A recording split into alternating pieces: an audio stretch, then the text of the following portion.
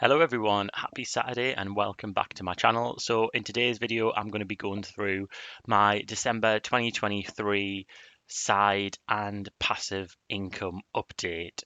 So I, have called it both things because I don't really know what this falls under. So I'll talk through how I'm trying to make extra money on the side. Some of it, like the Sprite bonus, I would class as maybe passive, but then the Etsy sales, there is a bit of work that's been involved in creating my digital products. So now I would say it's passive because I don't have to do any effort. It's just they get sold and I get money, but there was some initial outlay of my time to set up the products. So I'm going to try not waffle too much on this video, but if I do, I apologize. So yeah, December. So I'll just talk to the income streams first, and then I'll reveal a figure. So the whole purpose of this is really I want to test out if I can make money online in some form of passive way or something that I'm doing something that I enjoy and I make money from it. So the first way I've been trying to make money is through sales on Etsy. So what I have been doing is trying to create digital products. So the important point on this is that I want to do something where it's a digital product. So basically, if someone buys it from my Etsy shop, they get sent a file that they can print out or they can, use on their computer or on their phone. I don't want to be creating physical products where I have to spend time sending it out in the post. That to me represents a bit of a second job. Um, and for me, the whole purpose of this journey I'm on is trying to create some time freedom so I can spend my time doing exactly what I want to do. And for me, I know lots of people like having stores online where they send products out to customers, but for me, it's not how I want to spend my free time. And Etsy is a platform. I know there's lots of people who maybe have criticism of the fees that Etsy charge, and they maybe like to sell these things on their own website or on alternative platforms. But for me, it's the platform's really straightforward for me to use, and because it's such a popular website, people might stumble upon my products from browsing on Etsy. Um, so yeah, so what I'll do is I'll go through the figures. I mean the main thing I want to say is I have given some updates on Etsy before, and I'd said, oh, I haven't had any sales. But the exciting thing that was that in December, I got my first sale. And not only did I get my first sale, I got a second sale. So the December figure is I made £2.38, and this is the money that was actually deposited to my bank account. So this is the net figure after Etsy have taken their fees, after they've sort of taken the chunk for VAT. Um, eh, Obviously, at the moment, this is pre-tax. But in the UK, as I'm recording this video, there is, I can't remember what they call it, but there is a sort of £1,000 per year allowance that if you have like a second income of selling things on Etsy or something that's not to do with your main job, until you reach the £1,000 threshold, anything you make from that is tax free. So I don't have to take any tax consideration into account at the moment for this amount. Um, I mean, you might be watching this video and thinking, "Oh, £2.38, it's not much." But for me, I was so proud of this because one of the tests I wanted to have was, could I create any sort of income online? Could I create a digital product like a spreadsheet or a savings tracker, something that I use or that I find beneficial, and would someone pay me to have that? And actually, what this has proved, yeah, it's £2.38, but somewhat, the hypothesis was correct. I can create something online that someone will pay for.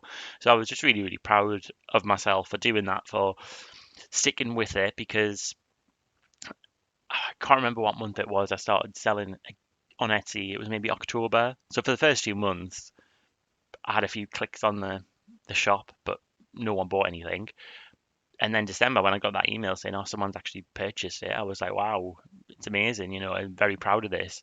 Um, so yeah, so I'm hoping that as the months progress and as I release more products on that shop, as people start reviewing um, my products, hopefully they find them useful. Hopefully that £2.38, that income stream will build over time. And if I was making £20 a month or £30 a month on Etsy sales, well, that's fantastic because that's paying for, say, my phone bill, or it might be paying for a meal out for me and my partner. So it's really, really good. And what I'll say about Etsy is I'll come on to the costs in a bit more detail after I've gone through these totals. So the other way I've been making money or trying to make money is through referral bonuses. At the moment, I'm doing this with the sort of products that I use, and for me, I see this as a bit of a win-win. So how these referral bonuses work is that if I'm using an app and I refer you to the app, if you put in the code when you sign up, I'll get a bonus for you signing up, and you'll also get a bonus for signing up. Normally, what happens with referral bonuses is that they have different offers on at different times of the year. So sometimes it might be, you sign up, I get £5, you get £5. You sign up, you get £5, and if I sign up 3 people, I get £25. So those sort of things. So what I'm talking about here is the Sprive referral bonus. So I've got a video where I review Sprive on my YouTube channel. I'll link it down below. Sprive is an app that I've been using since October, and it's a mortgage overpayment app which is free to use. How they make their money is that they have a mortgage deal part of the app. So when you come to remortgage, they'll they'll hope that you'll use their sort of sorry, I'm finding it hard to use words on the Saturday morning. When you come to remortgage, if you use their mortgage sort of deal finder, and if you sign up if you get a new deal through that app, and they'll get a sort of commission based on you going through the app. So that's how they make their money. But for you using the app and using the overpayment features, currently as I record this video, it is free to use, which I think is brilliant. I won't go over the benefits I found from using the app, but I'll link the video down below. But what they have on that app is they have a referral scheme. So there was one in December where if if I if someone used my referral code and signed up for the app, they would get, it was either, I can't remember. I got £5 basically to go towards my mortgage, and they would get, I think it was either £5 or it might have been £15. But what that meant was that I got a nice little message saying someone's used the referral code, you've got £5, which is going towards your mortgage. So how that works is it basically gets paid into my Sprive account that's on there. So I've got £5 added to that, and then because of the terms of my mortgage lender, I can't overpay on the Sprive using the Sprive app until I reach a £500 overpayment. So at the moment, I think I've got £200 overpayment sitting there. So that £5 just added to that £200, which is great news. But obviously, the caveat with that is that I would pay that bonus, but it's not actually like physically in my bank account. It's going to go towards an overpayment. But for me, because I aggressively overpay my mortgage, that £5 is really helping out. So yeah, so the total for December was £7.38, which was brilliant. I'm really, really proud of that. Going from making zero money online to now having made £7.38, I was over the moon with that. So what's next in terms of upcoming months? I mean, there's a few things I want to start doing. The first one for this year, which is a big goal for this year, is I'm writing my own personal finance book, which I want to self-publish on Amazon. Um, this book is more a bit about my own personal finance mindset and where that's come from. It's not going to be that sort of book where there's lots of them on the market, which is like, this is how you invest, because that I'm not an expert at that. Um, there's loads of resources you can get for free online, but this one's more about behavior and where my money mindsets come from and things like that. And I'm really enjoying writing it, and I'm hoping that once I yeah, add that as an income stream. Maybe I'll get a book sale a month, and maybe that'll add £3 or £4 to this total. The other thing which I'm trying to explore is I'm starting to write on my blog. I've just bought my domain name, so I'm going to be thejodiesaver.co.uk, and I'm just setting up that blog, and I'm aiming to write a blog post a week. One of my long-term goals would be if someone was to, I don't know, pay me to write a article on personal finance. That's a bit of a pipe dream at the moment, but for me, I've really got to practice my writing skills. I really enjoy trying to articulate my thoughts on personal finance. So having a blog will be my sort of portfolio of some of these topics and what I've written about. So just moving on to the Etsy figures, because I'm sure people will be interested to know how that works. So my sales on Etsy, so I sold two digital products. One was a spreadsheet, and the other one was a savings challenge printable download.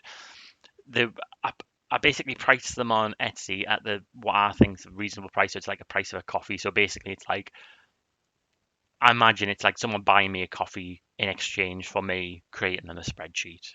That's the sort of mindset I've got with it. So the price at £2.40, but Etsy take off the VAT of that, so I actually price them at £2 each on Etsy. They add the 40p, which is a 20% VAT figure. So the actual gross sales is £4.80, I think, and then they knock off that that charge for VAT from what I receive. So that's a £4 sales, but I don't actually receive that because they have fees. So the fees are actually £1.62. And yes, those fees are quite high. So actually, it's 41% of the total sales I get is spent in fees. Obviously, that's all handled on the Etsy side, so I don't actually have to physically do anything. Um, and the reason the fees are like that is because they're split into different types of fees. So there's the listing fee, there's a transaction fee, there's a platform fee. I can't remember all the terms for them, but they come to £1.62. So yeah, so it means for those two spreadsheets, sorry, for those two products, I made £2.38. So that's the figure that was deposited in my bank account. So I'm roughly getting, say, £1.20 per digital product. So uh, when I think of it in my head, I think if I price something on the Etsy shop, I'm going to be taking home half of that money. As I said, at the moment, because these figures are quite small, I don't have to worry about the tax, like income tax implications on that, because as it currently stands, there's £1,000 threshold where if you make extra income up to the value of £1,000, you don't have to pay any income tax on it. Um, so yeah, I mean, I know I'll probably get some comments down below saying, why do you use Etsy? Why don't you use something with cheaper fees? But for me, it's just ease. I like the Etsy website. I think it brings traffic in because people browse on Etsy, so it brings traffic in that way.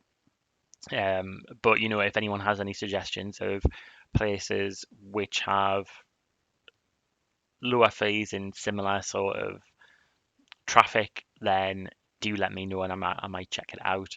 But yeah, if you've got any suggestions on how you've made some passive income or side income, then do drop them in the comments below. I love exploring these avenues, and just to end with saying that I am really proud of myself that I've went from earning zero money.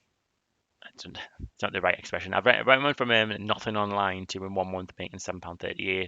And I'll give a bit of a spoiler for January that I actually have made another sale on Etsy. So it's, if each month I make one sale, by the end of the year, well, I probably made £12 from it, but it's still £12 that I didn't have before. And for me, the cost of it is just a bit of time for me setting up the spreadsheet or setting up the um, savings challenge, uh, printable download.